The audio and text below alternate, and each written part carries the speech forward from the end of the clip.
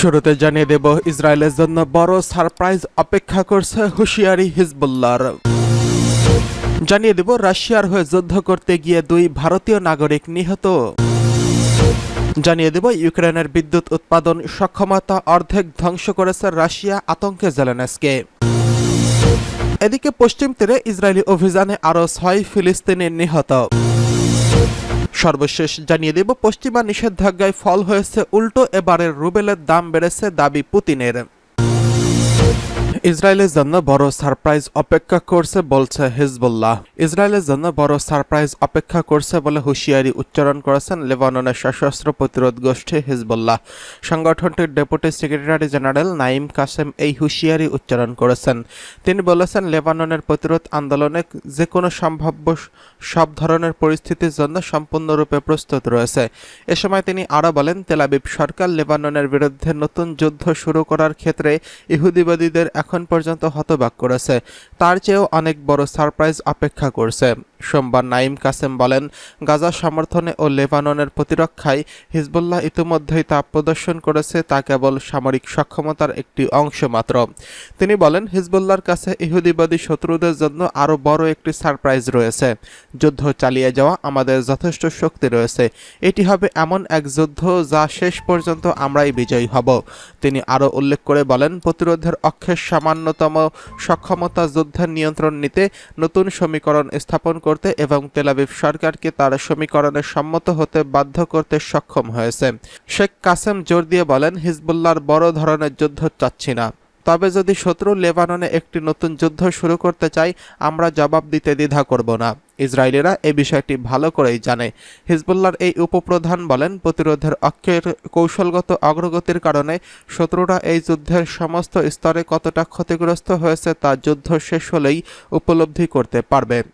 শেখ কাসেম বলেন, ইহুদিবাদীরা যুদ্ধকে দীর্ঘায়িত করার জন্য যতই চেষ্টা করুক না কেন, মার্কিন প্রশাসন তাদের যতই সমর্থন করুক না কেন, তারা কখনোই কিছু অর্জন করতে পারবে না। এদিকে রাশিয়ার হয়ে যুদ্ধ করতে গিয়ে 2 ভারতীয় নাগরিক নিহত। চলমান রাশিয়া ইউক্রেন সংঘাতে রুশ সেনাবাহিনীতে নিয়োগ করা 2 ভারতীয় নাগরিক নিহত হয়েছেন।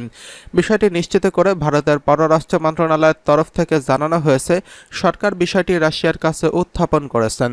খবর অনুসারে ভারতের পররাষ্ট্রমন্ত্রী রুশ সেনাবাহিনীতে ভারতীয়দের নিয়োগ অবিলম্বে বন্ধ করতে বলেছে।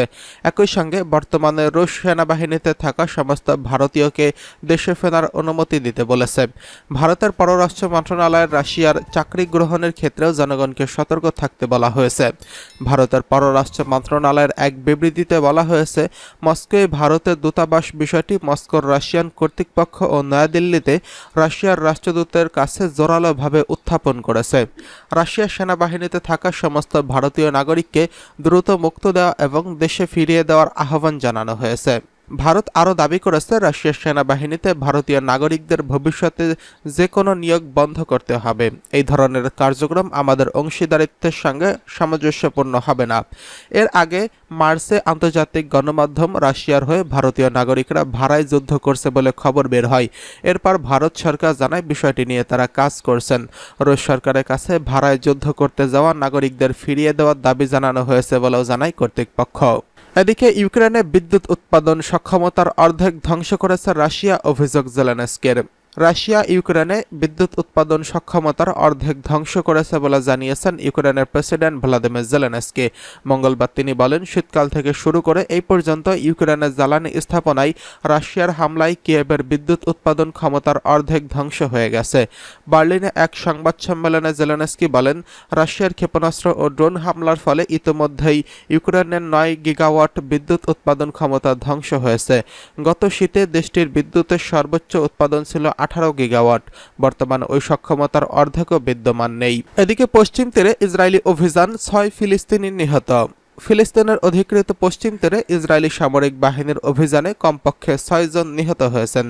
এর আগে ইসরায়েলি বাহিনী রামাল্লায় 4 ফিলিস্তিনি এবং গত শুক্রবার জেনিনে আরও 3 জনকে হত্যা করা হয়। আল জাজিরার খবরে বলা হয়েছে, গত ৮ মাসেরও বেশি সময় ধরে গাজায় যুদ্ধ চলাকালীন সময় ইসরায়েলি এই অঞ্চলে আক্রমণ জোরদার করেছে।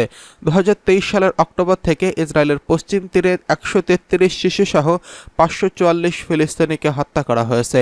একই সময় হাজার হাজার ফিলিস্তিনিকে আটক করা হয়েছে ইসরায়েল। ফিলিস্তিনের সরকারি বার্তা সংস্থা ওয়াফা জানিয়েছে, ইসরায়েলি বিশেষ বাহিনীর একটি ইউনিট মঙ্গলবার জেনিনে ওই গ্রামে প্রবেশ করে এবং একটি বাড়ি ঘেরাও করে। স্বাস্থ্য মন্ত্রণালয় আরও জানিয়েছে, নিহত ৬ জনের বয়স ২১ থেকে ৩২ বছরের মধ্যে। নিহতদের মধ্যে একজন হচ্ছেন আহমদ ইসমদি। তিনি ১২ বছর বয়সী এক শিশুর ভাই, যে ২০২২ সালে জেনিনে ইসরায়েলি বাহিনীর হাতে মারাত্মকভাবে গুলিবিদ্ধ হয়েছিল।